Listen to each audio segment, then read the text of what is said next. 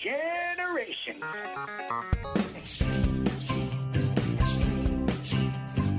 Dates in the Bible don't quite match the marriage certificate.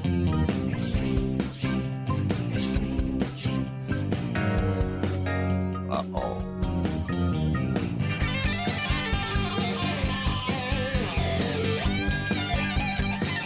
And welcome, America, to America's family history show, Extreme Genes and ExtremeGenes.com. It is Fisher here, your radio root sleuth, on the program where we shake your family tree and watch the nuts fall out. Well, it is great to have you along, Genies. We got a couple of great Genies on today. Susan Gutman's going to be here from our sponsors over at Legacy Tree Genealogist. She works on helping people get dual citizenship in Italy and Ireland.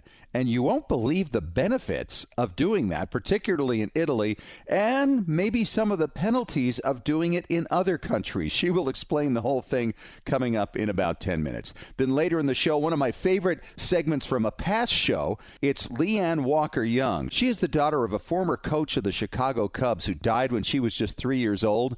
And she's gone on a long search to find something with his voice on it, having never heard it or can't remember it. You're going to enjoy this interview coming up a little later on in the show. Hey, and if you haven't done it yet, sign up for our weekly Genie newsletter. Just go to ExtremeGenes.com or our Facebook page to do it. You get a blog from me each week, plus links to past and present shows and links to stories you will thoroughly appreciate as a genealogist. And, of course, at ExtremeGenes.com, you can sign up for courses in basic genealogy and DNA research. Right now, it's time to head out to Boston, where my good friend David Allen Lambert, the chief genealogist of the New England Historic Genealogical Society and AmericanAncestors.org, is standing by. Hello, David. How are you? I've been looking at so much of the 1950 census, I think I'm going to put on an Elvis record after we're done taping today. You know, it's kind of nice because Ancestry, full disclosure, of course, one of the sponsors of this show, they have put out a great link on their homepage. So because of the fact that all the indexing for the census, which just came out on Friday, hasn't even begun, basically. If you have an address of one of your ancestors who's around in 1950, you can plug it in for free on the homepage of Ancestry and actually find the section, the map of where your people were, and you can actually go through and then just start looking for the street within those areas. So it's really helpful, and it just means that you don't have to wait for all the indexing to be done. It's just going to take you a little longer to find it, that's all. Yeah, no, it's wonderful. I was able to actually use it for my own home address, besides where my dad lived and my mom lived and my grandparents. So, yeah, no, those maps are wonderful. Highly suggest using them instead of straining your eyes going through a large city. Narrow it down. Absolutely. Well, what's happening with our family histoire news this week, my friend? Well, the story of fish and chips, you think, is quite British. In fact, there are over 10,000 fish and chip shops in the UK. Wow. Compared to 1,500 McDonald's restaurants. So that says a lot for you right there. Yeah. I haven't had a happy fish chips meal yet, but maybe there's probably one out there.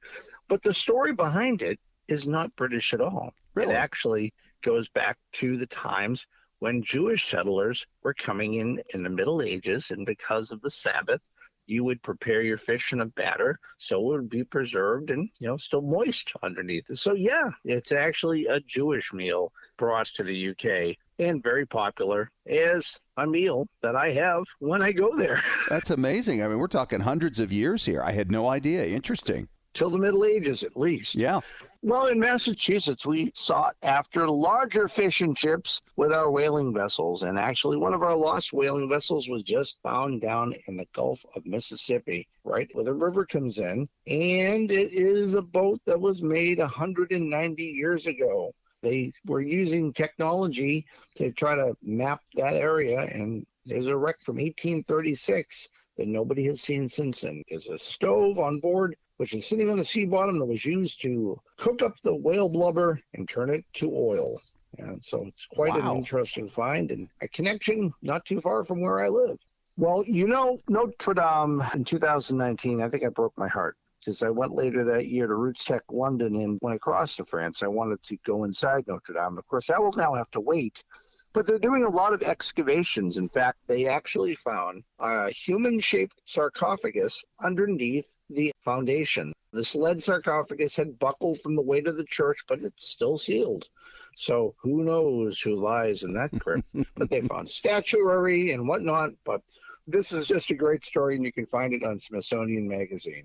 You know, sometimes you're better left leaving things alone. And, well, in Israel, they're now looking at what has been determined to be one of the oldest deciphered inscriptions from Israel. Now, This is a 3,000-year-old curse. I wouldn't be touching that at all when I see the word curse. It appears 10 times on it with the word God.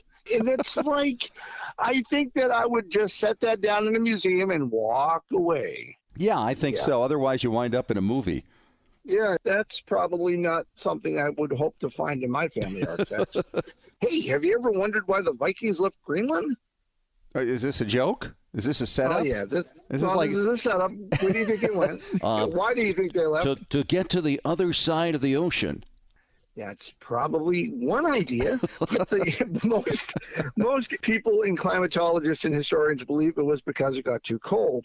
Now, the University of Massachusetts, a little bit of local love again, UMass Amherst, they have done some research and they've determined that it actually had to do with drought. Really? Lack of rain, yeah. The settlement that was there that started in the 10th century lasted to the Middle Ages, but it wasn't because the temperature got too cold. It's because of the drought that took place. Wow. Amazing. Isn't it amazing they can discover these things all these years later and associate it with a movement like that? It's very true. Well, I'm always glad there's never a drought of good stories to share with our listeners. Right. But I just want to remind them, if they're not a member of American Ancestors, NEHCS welcomes you, and you can save $20 on your membership if you use the coupon code EXTREME anytime on AmericanAncestors.org. All right, David. Well, thank you very much. And, of course, we're going to have you back at the back end of the show as we answer some listener questions on Ask Us Anything. And coming up next, I'm going to talk to somebody who works for our sponsors over at Legacy Tree Genealogist, Susan Gutman. She's going to talk about getting your dual citizenship in Italy and what you get for it. And it's amazing what you can get, and also what else you might get applying for dual citizenship in another country. You're going to find this fascinating coming up when we return in 3 minutes on Extreme Genes, America's Family History Show.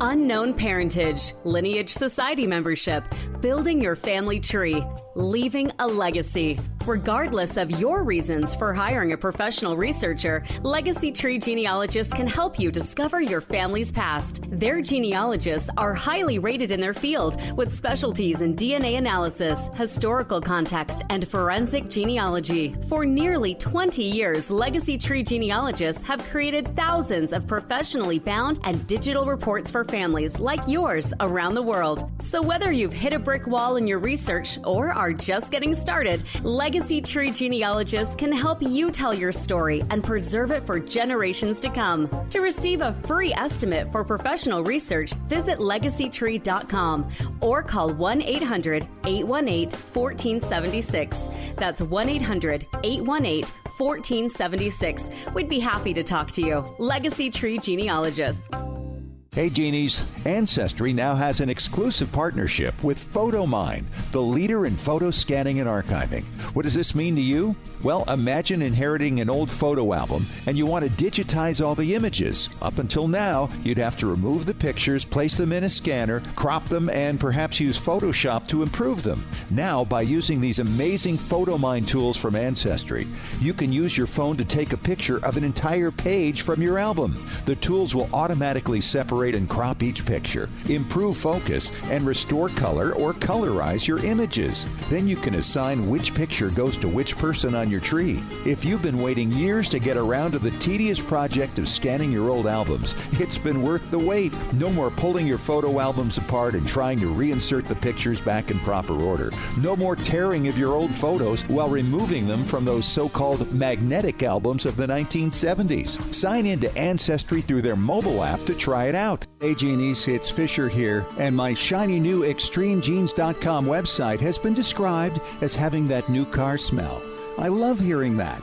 Having been with you for over 8 years now, it felt like time to help out listeners and followers who need to know the basics of genealogical research, as well as how to understand your DNA test results, and to be able to put them to work for you, breaking down brick walls, identifying birth parents, locating new cousins who may have photos and information that can't be found anywhere else, and verifying your paper trails. Yes, DNA can do all that, and I can show you how. Check out the all-new ExtremeGenes.com website and download the free Genealogy Strategy Roadmap and the free DNA Starter Guide. Then, if you like what you see, you can take those next steps to sign up for the video courses that you can watch at your leisure. I'll take you through all the basics, step by step. Find out more now at ExtremeGenes.com.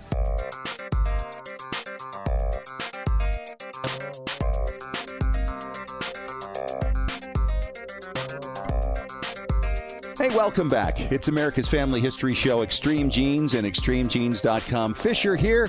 Happy to be talking to Sarah Gutman. She's with Legacy Tree Genealogists, and she's one of these people who actually helps folks find their dual citizenship, in this case for Italy. And she's over in Long Island, New York. And Sarah, welcome to Extreme Genes. It's great to have you.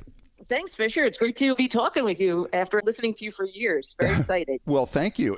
I'm looking at this and I'm thinking, dual citizenship, why would people want to do it? First of all, it's an expensive process and quite detailed in many cases, depending on the country. What are the benefits of dual citizenship for Italy, which you handle for Legacy Tree?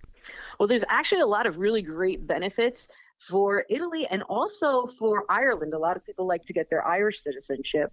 One is bragging rights, and that's just go at a party and tell people that you're an Italian citizen is always fun. The other, more practical, if you like to travel a lot, you can get yourself an EU passport so you don't have to wait on those long lines. And you can kind of zip through travel a lot faster than if you were waiting to get your American passport stamped. And also, you can, God forbid you ever need it, you can get free medical health care over in Italy. And if you have a younger child, or maybe you are of college age, you can go to university for free for certain schools, consider like the state schools here in America. You can go to those state schools over in Italy for free. So it's a great way to get a free education. Yeah. Well, the question would be immediately, though, if it's a free university in Italy, do they speak English over there, or do you have to learn to speak Italian to attend it? That's a great question. I think you would probably have to learn how to speak Italian. I mean, if you wanted to at least do well in your classes. Sure. Exactly. You could try to go over and speak English, but I don't know if that's going to help you out much. Well, and dual citizenship does have some downsides, not necessarily with Italy, but with other places, right? Yes, Italy, there's very few. I have yet to actually find any downsides. Some other countries, you may definitely want to read the fine print before signing up. Just last week, I had my sister-in-law call me up because my nephew is studying abroad over in Israel. And with the last name Gutman, she had wanted to know if there was some Jewish ancestry, if maybe he could apply for dual Israeli citizenship. And I told her, just because the last name is Gutman, we actually don't have any Jewish heritage that I have found out. And that was kind of the end of the conversation. But I later found out that for people who do get their dual Israeli citizenship, you have to be conscripted into the military. So, may be very excited to become an Israeli citizen, but all of a sudden you just got drafted over there. So that is something very important to find out what the military regulation is. And also if you're all of a sudden get hit with a big tax bill. So do your work with that. But with Italy, you don't have to do any of those things. It's just a lot of perks. Right. Sounds like you really have to have good eyes for the font on that particular aspect in Israel. That's incredible. Well, back to Italy then. What are some of the requirements then if you want to become a dual Italian citizen? So the easiest way to go is through the paternal line, if you can. Okay. So I have my dual Italian citizenship, and I got mine through my great-grandfather. So it's my dad's, who's still alive, he's 90 years old, father, and his dad came over from Italy. So what the big caveat is, you want your ancestor to have naturalized after that next person was born. So, for example, my great-grandpa naturalized in 1931. Okay. My grandfather was born in 1929. So he, therefore, is eligible, and his descendants are eligible to become dual citizens. Now, of course, you definitely, before I go saying that, you might want to just check with an agency like the ICA. I don't want to get in trouble here with any legal things, but that opens the door to citizenship. Now, if my great-grandfather had had children born after he was naturalized, so say maybe he had a kid in 1933, that person and their descendants would not be eligible for dual Italian citizenship. Huh. So that is a big thing. So it's based then on the immigrant. Is that the case? It's on the immigrant, and when the immigrant naturalized, that's the big case. So you can get a whole line of family where the first half, and I've done this before, the first half of the family, the first 3 kids, all their descendants are eligible, but the other children of the immigrant, because they were born after he naturalized, those descendants are not eligible for citizenship. Wow. So can you then switch over and say, well, let's look at the maternal line? You can. The thing with the maternal line, and this is a little bit challenging, is based on Italian laws, women could not pass their citizenship status until after 1948. Oh, wow. So say, for example, my grandma, my maternal grandmother, she is first generation American. Okay. So my dad was born in 1957. Okay. So because my dad was born in 1957, he would have been able to use his mother to go back to Italy and get that Italian citizenship. Now, if my dad was born, say, in 1940, my grandmother would not have been able to pass her citizenship on to my father. Okay. So there's ways to get around this. It's called a 1948 case, aptly named. And usually this is going to entail getting some type of representative to argue your case. And a lot of times they encourage that person to go to Italy and present the case in front of the commune. But it is much more in-depth and detailed and not as easy as just going for the straight paternal line that way. Wow. So it sounds really kind of complicated. And if you're just doing it for fun, it might not be worth all the effort, right? How expensive is it to actually go through the process? Well, it depends how many generations you have to go back. If you're just going back from your parents, because what you're going to need is for each generation, you're going to need the birth, marriage, and death record, pending if they died. If they're still alive, you don't get their death record, and any divorce record. Mm-hmm. And you're going to need for each generation, the direct line, a certified copy of that. And if it is English, you're going to have to get that translated into Italian and get those documents to get an apostille on them. So it's kind of like joining the Mayflower Society or the Sons of the American Revolution in many ways. Now, I am a member of the DAR, and it is less expensive to go with one of those lineage societies because they're not requiring all those certifications. Mm-hmm.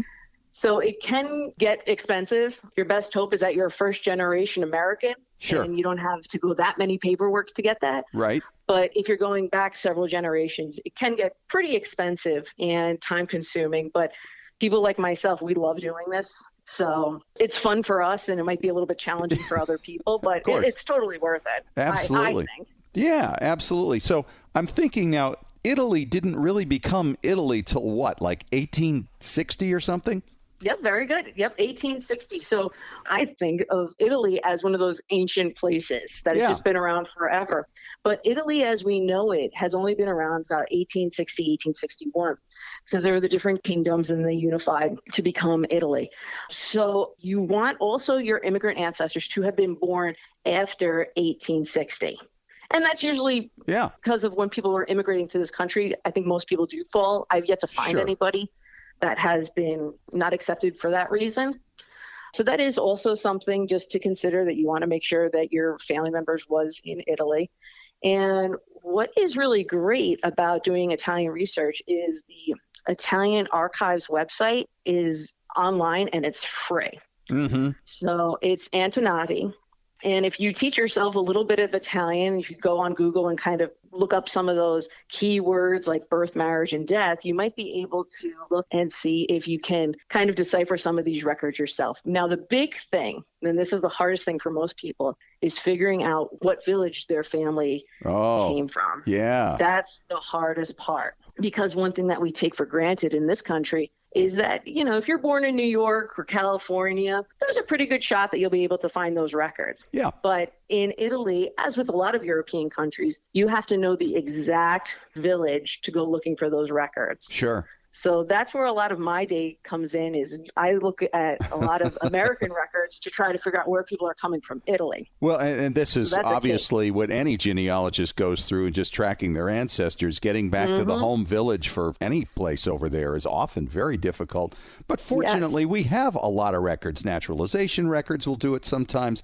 Even on the tombstone, it might mention where they're from, or from an obituary or something like this. And certainly tracking down cousins, they might have documents that you might not know about. Draft records, I find that to be a huge place that you find the immigrant town from. Yeah. I mean, there's just so many ways to do it, but you're right. It is a challenge. It's just not something that's out there automatically. So what about other countries? Is this kind of common then to other countries in terms of how you go about the process? And is it the same thing based on the immigrant and when they naturalized?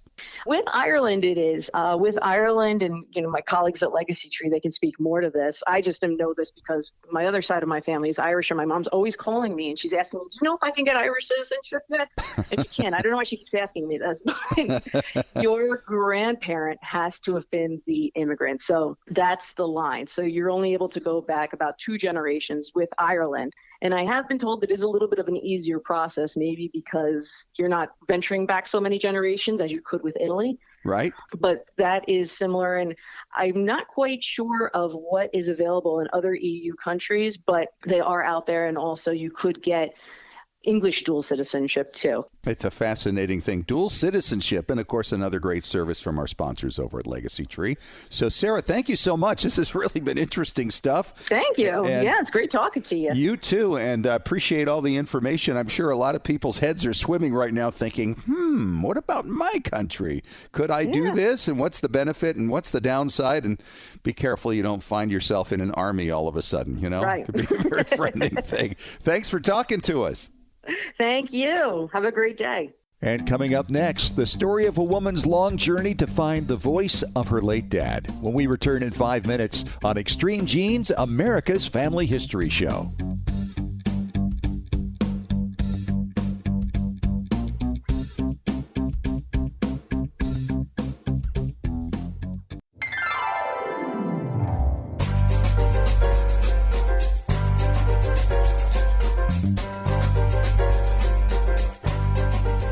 We are back. Extreme Genes, America's Family History Show, and ExtremeGenes.com. It is Fisher here talking with Leann Walker Young from Charlotte, North Carolina. She is the daughter of Verlin Rube Walker, the former coach of the Chicago Cubs, who passed away in 1971 when Leann was only 3 years old. And just a few years ago, 2012, she decided it's time I got to know who my dad was. And she began a search, gathering stories, as we heard in the previous segment, but also looking to find the voice of her dad. And Leann, was it frustrating to you, or were the stories fulfilling enough as you went along that you still enjoyed the journey? I really did enjoy the journey. I try to talk about it as putting a canoe in the river and just letting the current take me. And I didn't really morose about it. I didn't try to manipulate it. I allowed it to come to me. And that has taught me a lot in life, period. The lesson of just things move really much more smoothly when I get out of the way. All I did was just be willing. And the journey built on itself. One person would give me you need to call this person. Here's their phone number. Right. They knew your dad. And so I would do that. And I made the commitment early on, I will follow any lead. If someone emails me and tells me to do a library research, I go there. So I did all of that. I did the footwork. And it became really exhilarating, and it energized me once I got started. And it's very exciting. It really gets to the heart of the matter, you doing your personal journey and the mission of your soul, and really finding out where you came from and the people that loved you and brought you into the world. It's so important and empowering in a lot of ways. Yeah, well, I think so. And I think the fact is you get to know your father like you've never known him before, and suddenly he is a figure in your life more than just a shadow. Yes, and had many layers. I wanted to know all of him. I didn't want to know just what they wanted to tell me as someone who had died, and I wanted to know it all. I thought if he had a temper, I want to know it. If he cursed somebody out, if he was mad, I wanted to know all of those things. So I brought all that to me. And the last piece of the puzzle was the voice. Yes. And I kept looking for that. I was very hopeful all along. I really thought I would eventually find something, but I had no idea I would find it in my own hometown. I really had no Isn't that no something? idea. Well, let's talk about that a little bit now. You started the search for the audio. Obviously, you were finding the stories as a result of that, but the ultimate goal was to hear his voice. And I would imagine still is that you'd like to find more of him speaking. And I can't imagine that you're not going to have that opportunity at some point with the effort you're putting out. But Yes. You got coverage on ESPN. And I'm just thinking, this can't be. How can a man as public as your father not have something out there for this woman to hear?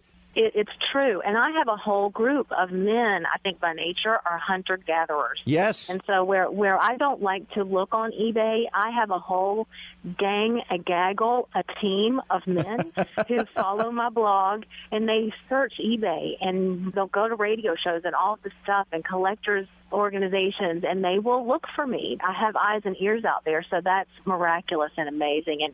And the Keith Oberman thing was just a watershed moment for me, because it did really put my story out there, and much more came to me as a result.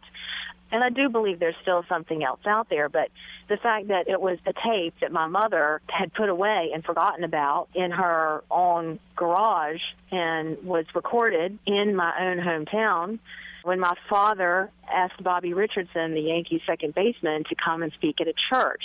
My father's faith was important to him, and so was Bobby Richardson, still is. And he wanted him to come and, I guess, do a testimony of his faith at the church. So that was recorded because the Yankee was coming to town. Sure. And that was recorded, and my mom found it on cassette. The pastor, who is in his 80s now, gave it to my mother years and years ago, and we found it on cassette, and she had it put on DVD for me, or CD, so that it would be more preserved. What a gift. And I've heard it on YouTube. You had it there. It's got a lot of noise in it and a lot of buzz, but your dad's voice cuts through well, even though it was kind of soft. So I've kind of enhanced it a little bit here so everybody can hear what you found. It's only about a minute long.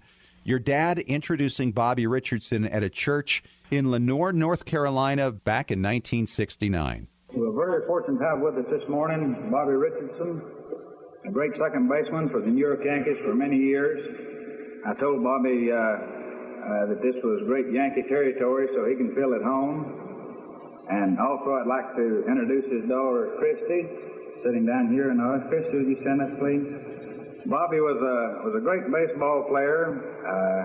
Man, this is Yankee territory. I guess I could be here all day trying to tell all the great days he had on the baseball field.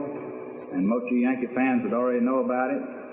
So I will not try to attempt to tell all the accomplishments that he did on the field. But Bobby has also had many great days off the field. Bobby was a great leader on and off the field. He very active in youth groups, various religious groups.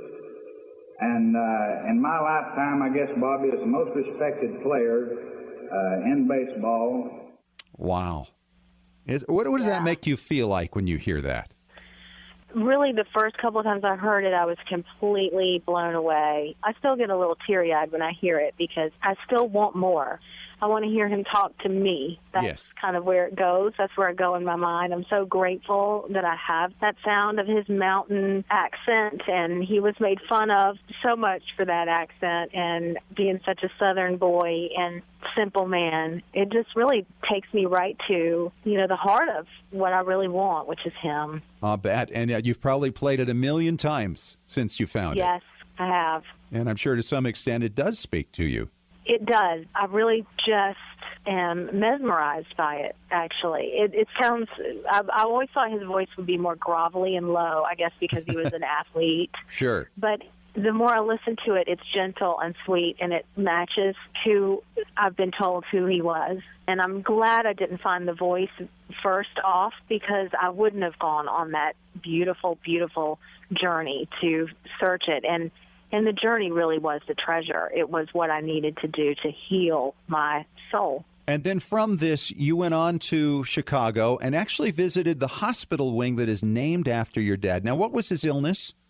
He died of leukemia, and upon his death, the Cubs donated money to Northwestern Hospital, and they started a wing in the hospital called the Rube Walker Leukemia Center. And it's now called the Blood Center, the Rube Walker Blood Center, because they do more than just leukemia. They really focus on these blood diseases where they have these beautiful, incredible machines that can circulate the good, healthy platelets and all that stuff and separate it all out, and you can use your own stem cells to heal your body. It's amazing. Isn't that great? Amazing work. And to think that 40-some-odd years after his passing, your dad's name is on that wing and is being remembered as people go through that life-saving treatment.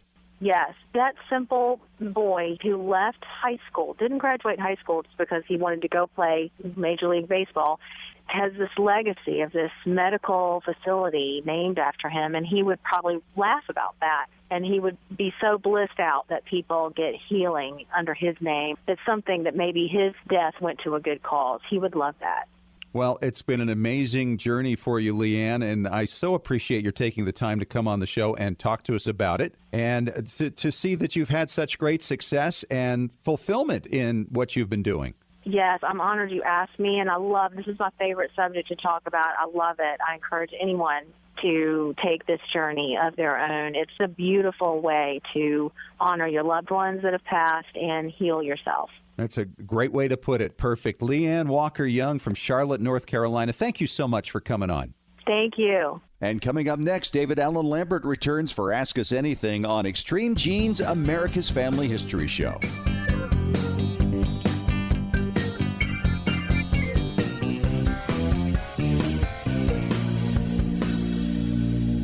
Hey Genies, Ancestry now has an exclusive partnership with PhotoMine, the leader in photo scanning and archiving. What does this mean to you? Well, imagine inheriting an old photo album and you want to digitize all the images. Up until now, you'd have to remove the pictures, place them in a scanner, crop them, and perhaps use Photoshop to improve them. Now, by using these amazing PhotoMine tools from Ancestry, you can use your phone to take a picture of an entire page from your album. The tools will automatically separate and crop each picture, improve focus, and restore color or colorize your images. Then you can assign which picture goes to which person on your tree. If you've been waiting years to get around to the tedious project of scanning your old albums, it's been worth the wait. No more pulling your photo albums apart and trying to reinsert the pictures back in proper order. No more tearing of your old photos while removing them from those so-called magnetic albums of the 1970s. Sign in to Ancestry through their mobile app to try it out. Hey Genies, as we've dug into our family history explorations over the past year, our community at Genealogy and Family History Breakthrough Strategies has taken off. This is where you can meet like-minded genealogists who can help you break through those brick walls and find a whole city behind it, occupied by ancestors whose names you don't even know yet. This is where you can learn from your fellow genies and ask questions, because many in our community have already been into some of the records you're looking for. Genealogy and Breakthrough Strategies is free. What a great place for brainstorming and getting to know other people who totally get your passion for family history research. If you're looking to take the next step in sharpening your skills, here's a great chance to learn from others and give back in areas you've already become expert in. So join us. That page again is Genealogy and Family History Breakthrough Strategies. It's a long name, but we cover a lot of territory.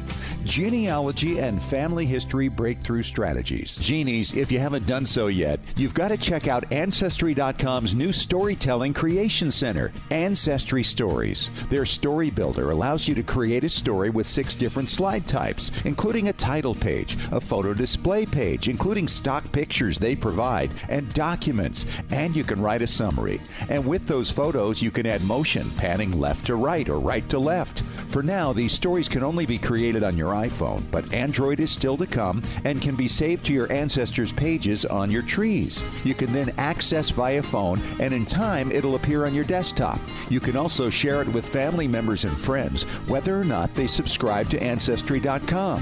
For the younger generation that wants stories in a quick and easy-to-consume form, you can't beat this. I've already shared a story with my family, and the reactions are remarkable. Try out these incredible new tools and share your new story creations on social media using hashtag #MyAncestryStory.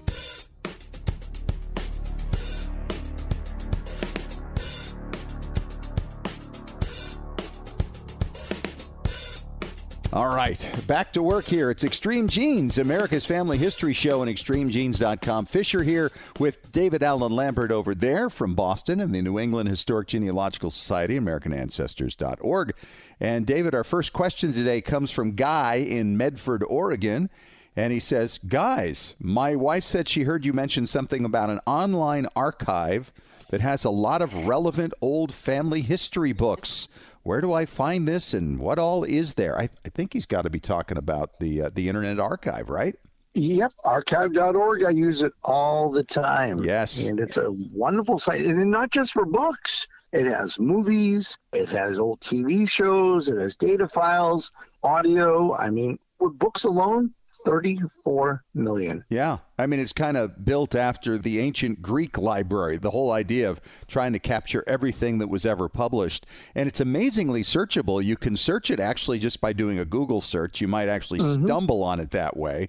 But if you go to archive.org and then plug in what you're looking for from there, you can actually choose to bring it up as an image of the book, or it just comes up digitally. I find it easier myself to bring up the book image, and then you can search within it for the keywords that you're looking for, and it'll drop down a little marker along each page, and you can kind of highlight that, and it will tell you what is there that matches your search term. And, boy, you can find all kinds of stuff there. I use it all the time to actually collect books that I may want to donate. Like if I get the PDF off of Internet Archive and the copy is nice and clear, well, I might donate to my library or public library if it's a book that I don't necessarily need to pick up all the time. Why not have it digitally? And it's available for free. Yeah. The Internet Archive has done a great service to people who can't get out, say, to a regular archive or a library. I always advise people, if they're looking for a book that's out of copyright, just to plug in part of the title, archive.org, into Google, and it will do the work for you. Yeah, it really does. Download those PDFs. And so many of these things go back to the 19th century. One thing, though, a little warning on that, though, is just because it was printed in the 19th century long ago, that doesn't mean it's accurate as of today. There are so many books that are so wrong, because now with all the access to other records that we have, a lot of the things that were published way back then have been disproved. However, on the other hand, you're also dealing with records that were published in these books that were obtained through, Bible records of people who were still living at the time, or children or grandchildren of folks that they were writing about. So while they didn't necessarily source where their information came from, they have information that you can then pursue and hopefully find more records to prove it. So, you really don't know sometimes which way to go. The other thing, David, I like about this is you can go back and find all kinds of old internet stuff. They have basically documented everything. I found all kinds of things about my career, for instance, on the Internet Archive that aren't found in normal search terms. Well, it just goes to show you, if you did something in the past, someone's going to find it in the future. Yeah, that's right. Well, and that's the thing. I think a lot of people thought once the newspaper had been thrown away for a week back in the old days, nobody would remember anything anymore. Who would have ever imagined that this was all to come, that we could recapture all of that and get all those stories? So it is a really incredible tool. It continues to grow every day. And once again, it's archive.org. Go there and see what you can find on it. Just play with it and just start looking for different things. You will be amazed. I think the thing I also like about it, Dave, is there are a lot of stories that come out of the books that are there that you don't find normally in the records. Well, I'm going to tell you one thing that a lot of people don't realize. It's actually in San Francisco, California, and the building has white columns. Really? I had no idea. Well, they've done great work. They continue to do it. And that is a great question, Guy, that hopefully not only informs you, but a lot of other people as well.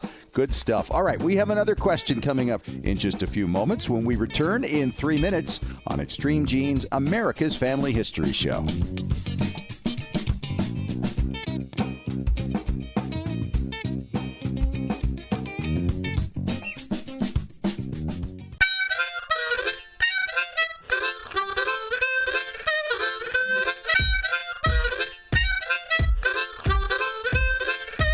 All right, question number 2 on Ask Us Anything on Extreme Genes, America's Family History Show, and extremegenes.com. Fisher here, David Allen Lambert over there. Dave, this question comes from Lisa in Alexandria, Virginia, and she writes, Fish and Dave, I'm getting ready for a family history road trip in June. Good call. Got any suggestions for how to make the most out of our little journey? Oh, got a lot of ideas. You want to start? Oh, well, I mean, obviously the first place that I go to when I'm on an ancestral trip is the cemetery. Yeah. Because finding those gravestones, even if you're finding them on Billion Graves or findagrave.com or any website, you want to be able to say that you had the chance to pay your respects and see the stone. Maybe the photo wasn't as good as you thought, or you might want to get another angle, or maybe do a family selfie around the old tombstone, which I've seen. The other thing is to go to the locations where your ancestor lived. Maybe that house is still standing. You can make an appointment with the people who own it. Maybe they might show you around the yard or even inside. Or you can take that great family photo at the Walmart parking lot where great-great-grandpa's house used to stand. It's hard to explain what that one is, I guess, when you're showing it to people. You know what's kind of fun to do, though, sometimes, is if you have an old picture of, say, your grandparent or your parent when they were really young, way back in the day, if you can find where that picture was posed and recreate that picture today in the same spot and do side-by-sides with them, that's kind of fun as well. And, you know, something kind of memorable, especially if you're taking kids along. Well, you know, you could take that old photograph and hold it up into the distance and have somebody take a picture of it, and you can kind of blend that photo into the background that's currently there now, which is kind of fun. Yep. And how about schools, right? I mean, if the schools your people went to are still there, or their churches, that's another place you can go to. I mean, really, in some small towns, you could spend most of the day there, I would think. That's very true. And you go to the local historical society and you lose yourself in the history of the community by looking at old photos and records. And the next thing you know, you're going to have to extend your stay at the local hotel because you now have gone into the next day. Yeah, right. So plan your time out accordingly. Well, one thing, Fish, that I came across purely by accident. Now, you know, on Google, you can put in an address and see where it is and see a map. And then you can put in another address and get the directions. Well, I accidentally put in a tertiary address. And I thought to myself, oh, wait a second. So I put in 5, 6, 7, 8 addresses onto Google Maps. And I now have a mapping reverse order of when my family left from northern New England, worked their way down, all the different years. And I can print off that map. And if I do a little bit of creativity, I can put little bubbles with the years and the families that are there. Oh, wow. And that is free. Yeah, but Google. It also means that you could take a road trip following that route, couldn't you? You sure can. And it shows me where all the McDonald's are on the way that my ancestors would have visited, all the Dunkin' Donut shops. It's great. Police protection. Absolutely. Yes. Yeah. So there are so many things you can do, but really it's nice that it's coming up in a couple of months, but you don't want this to get away from you, Lisa. You need to start planning right now. And going back to what you were saying about the cemeteries, Dave, even if it is on Find a Grave or Billion Graves, sometimes they don't capture all the graves that are in that cemetery, and you can find folks are buried right next to the ones that there are pictures already existing from, so you can add those to it. You know, I'm planning on going to Europe coming up here very soon, and it's nice to be traveling again, isn't it? Oh, it is. I just got back from Denver, Colorado, where I lectured over the past weekend, and it was lots of fun to see people. And instead of Zooming, I have a new term. It's called rooming. I told them it was nice to be rooming with all of them. Absolutely. Not just Zooming. Good stuff. Well, thanks so much, David. Thanks so much to you, Lisa, for the question. And if you have a question for Ask Us Anything, you can always email us at askusanything@extremegenes.com. Well, that is our show for this week. Sure appreciate your joining us. If you missed any of it, of course, catch the podcast. We are all over the place. Apple Media, iTunes, iHeartRadio, extremegenes.com, Spotify, TuneIn Radio. We are all over the place. Talk to you next week. And remember, as far as everyone knows, we're a nice, normal family.